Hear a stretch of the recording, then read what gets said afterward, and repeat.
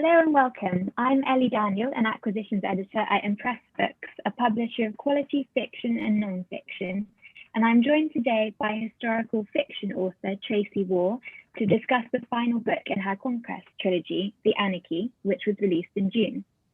The Anarchy concludes the story of Welsh princess Nest Birch Rhys from her marriage to Stephen de Moray, the Norman constable of Cardigan Castle in 1121, and follows her involvement and secret support of her brother Scruffend and her sister-in-law Gwenllian fight for Welsh independence from the Normans, as well as her relationship with King Henry, who in this novel is struggling to come to terms with the death of his heir and unsuccessfully trying to produce a new successor to his throne, as well as her relationship with her former partner, the Sheriff of Pembroke, Hayes, who is embroiled in uncovering the secrets behind the sinking of the White Ship.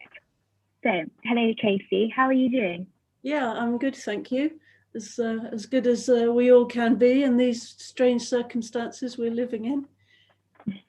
Absolutely, yeah. So I kind of just like to start off by asking you what it was about Nest that particularly inspired you to write about her. Were you already interested in kind of medieval Welsh history and the Norman Conquest, and then you found out about her story? Or is it more that you found Nest's story and then you learned about the Welsh history afterwards so that you could write a novel centered around her? Yeah, I guess it's a bit, the answer to that is a bit chicken and egg. That I was living in Wales and I'd already, in Pembrokeshire, where her story is set, because her father was the last king of that area of Wales at the end of the 11th century when the Normans were invading. And I'd already touched a little bit on medieval Welsh history in a previous novel, The Viking Hostage, which is partly set on Caldy Island, which is off the coast of Tenby. So I already knew a little bit about medieval Welsh history.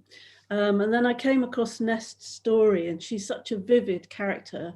It's an irresistible story, really, because she was, as I said, the daughter of the last independent Welsh king. Then she was the Norman king Henry I's mistress, and had a son with him. Then she was married to the Norman steward of Pembroke Castle, who was also a very colourful character, Gerald Fitzwalter. And then she was kidnapped by the Welsh prince, Owen ap Cadwagan, from her first husband, Gerald. And then she was married to a second Norman, who you mentioned, Stephen de Moray, the constable of Cardigan Castle. So, it was a really colourful life. I felt I had to write about her. And so then once I'd found out about her, I started doing more research, into the particular history of that area and that time at the end of the 11th century and then into the beginning of the 12th. Also, there's quite a lot of interesting stories connected with Wales as well, which made it an irresistible subject for a novel. As you mentioned, the sinking of the White Ship, which had 300 young Norman nobles on it who died in the English Channel, so they were crossing from Normandy, and one of them was the heir to the English throne, to Henry I. And that's a bit of a mystery still today. Nobody really knows if it was simply an accident or if there was something, some deliberate action involved in it. And then there's also stories like Gwenllian, who you mentioned, who was Nest's sister-in-law, and she led a small Welsh army against the Normans at Kidwelly Castle. She was defeated and was beheaded along with a couple of her sons. So another really fascinating part of Welsh medieval history at that point, to have a Welsh warrior woman. Yeah. Yeah, I mean, it's a really interesting story, and I think it's one that not that many people really know that much about. Like, I certainly hadn't heard of this part of sort of Welsh history, or even Norman history, which most people are taught in school, and and most people have some idea about. So kind of with your research process, how did you go about researching this specific person and this particular topic? You know, you said things like Gwelion as like a warrior queen, the white ship, and Nest herself. Where did you almost start with such a research project? I think that people like Nest and Gwelion in particular as women don't have that much written about them. Lots of sources are lost or, you know, haven't actually been uncovered yet. So how do you kind of start learning about the novel for writing it? Yeah, you're right. The actual sources, historical sources, are very slight about many women. In Nest's case, there's a mention of her story, particularly the kidnap of her by the Welsh prince from her Norman husband. That story is in the Chronicle of the Princes, which is a original source from that time. But it's only a couple of paragraphs. You know, there's not a lot to go on. And then Gerald of Wales, who was her grandson, and he was a writer, so he gives an account of her life and the various people she was married to and had children with. And that's about it really in terms of actual historical records. So then I had to really research around Nest rather than directly about her. So there's plenty of information on her lover, King Henry I, for instance, and some of the other real characters in the novel, like the Beaumont twins and Henry's queen Matilda and his sister Adela of Blois, who was countess. There are quite a lot of sources on them. And then I look at medieval objects, so medieval Welsh and Norman objects that might be in museums. I look at illuminated manuscripts that have got drawings, of people doing things on the farm or in daily life, so you can get a sense of what people wore and what they were doing. I read medieval texts like the Mabinogion and the Welsh medieval bards, because that gives you a bit of a sense of the real voice from that time. And there's also a couple of really wonderful historians from that early medieval period. Orderic Vitalis, William of Malmesbury, Henry of Huntingdon, William Fitzstephen, who wrote about Norman London. So he gave a really vivid picture of what London was like during that Norman period. And the novels range between Wales, London, and Normandy mostly. Yeah, so lots of research around, contextual research, and then I also go, to places, to castles and other places that feature in her story. Yeah. It's quite a big research project, really. Lots of research to do to get to the finer points to kind of comb through and find things out about her. So you mentioned that you looked at kind of illuminated manuscripts and things like that to get an idea of what people maybe looked like and wore. So in terms of Nest in particular, her kind of look is very sort of distinct in particular. I read somewhere that she was described at this time as the most beautiful woman in Wales. And I think in your novel, she's very striking, she's very tall, dark haired, she has a very distinctive look. And also her actions and sort of the way she reacts to things was very particular and perhaps not quite the idea of the medieval kind of day-style calm women that some people might have. So I was wondering, how fictionalized is this kind of, firstly, her look, and secondly, her actions? Are they based off of any kind of source, or is she actually based off of somebody or is she completely fictionalized as to how you would imagine her looking and acting? Yeah, well, there is not any reliable image of Nest. There is an illustration by the medieval monk Matthew of Paris that appears in a manuscript where he depicted Nest and King Henry both naked in bed together wearing crowns. but that's the only image. And we don't know whether she was fair-haired or dark-haired. And yeah, and as you say, there are a few accounts that describe her as very beautiful, but that's it really. It's quite vague. We don't have much more about what she looked like. So I actually based her on a young woman that I saw on a train between Swansea and Carmarthen. And she was a young Welsh woman, and she had this very black hair and very blue eyes, which is quite a feature of some Welsh inhabitants. And she also had a very strong face with really distinctive features. So yeah, I used a real person, just a stranger on a train, as the source. So somebody is in Wales and she's based off of that.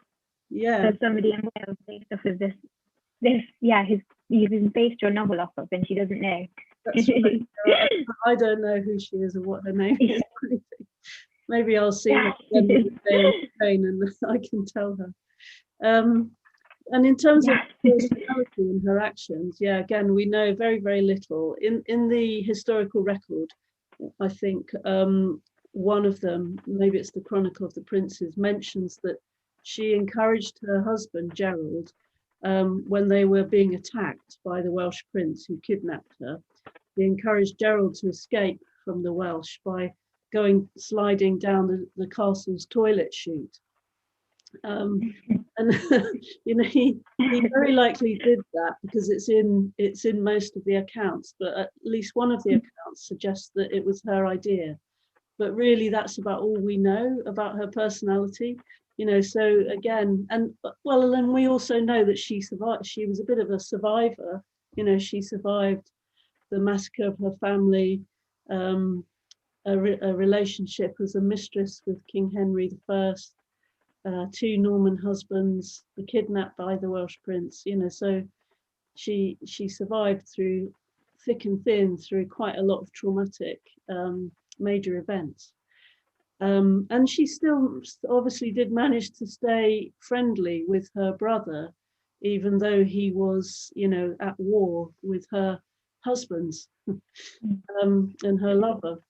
Yeah, so we can guess, about her personality. She was certainly resilient, and I wanted to start with that. And I didn't want to just show her as being a victim, as being a sort of, I wanted to think about, well, how did she feel about all these things that happened to her? I don't think she was entirely just a passive victim.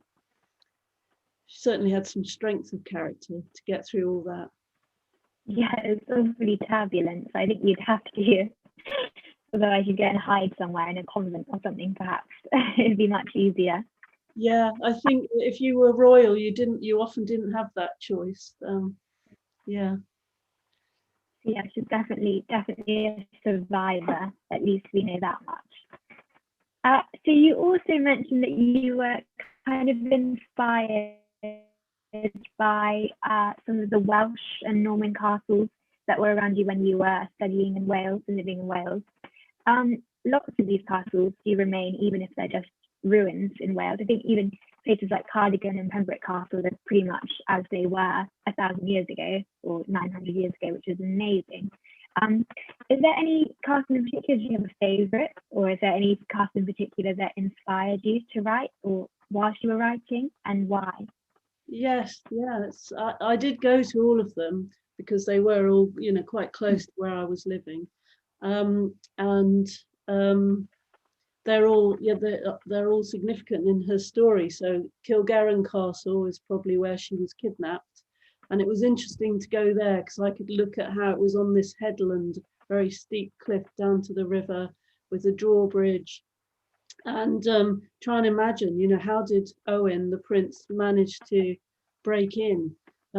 Because on the whole, the Norman defences were, impregnable and very strong, but he did manage to get in on that occasion and kidnap her.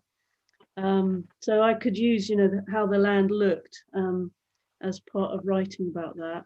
Then Pembroke Castle and Carew Castle and Cardigan, she definitely lived at all of those castles at certain points in her life. Cardigan was also very important because it was the site of the first Welsh victory against the Normans, where and the Welsh army there was led by her brother Griffith, as you mentioned. But I think the main castle that inspired me actually was Llansteffan, and that's it's a very spectacular castle ruin that you can see from the train line as you come into Carmarthenshire, and it's right perched on top of a cliff, and when the sun's going down, you know, it's silhouetted at sunset, and it's overlooking the estuaries of 3 rivers that are emptying into Carmarthen Bay. Nest's son Morris was the castellan at Llansteffan, so she might have lived there, but you know, there's not any strong evidence that she did. But I just was quite inspired by the castle because I was going backwards and forwards on a train past it all the time, working, you know, going to work, and I was inspired by those 3 rivers and the, you know, the way that it opened up into this great expanse of sea and sky. So Llansteffan Castle is really the heart of the 3 novels. So it begins at Llansteffan and the trilogy ends at Llansteffan. Also other That's features cool. in the landscape as well, sorry there, like the Roman mines at Dolacalthy were also, you know, an important thing that I brought in, and the Bishop's Palace at Lamphy. Yeah, it's amazing to be surrounded by all that evidence, architectural evidence in the landscape.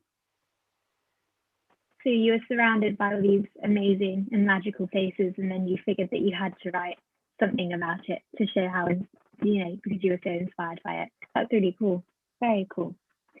Could you just, sidestepping from Nest for a minute, could you tell me a bit more about King Henry's story, or perhaps about his kind of succession after he died? Because I think that's quite interesting as well when we're talking about female characters. You know, King Henry is one of the first that actually tries to put, or name at least, a woman, his daughter, Empress Maud, as his successor, which obviously when the novel ends doesn't seem to be going down that well.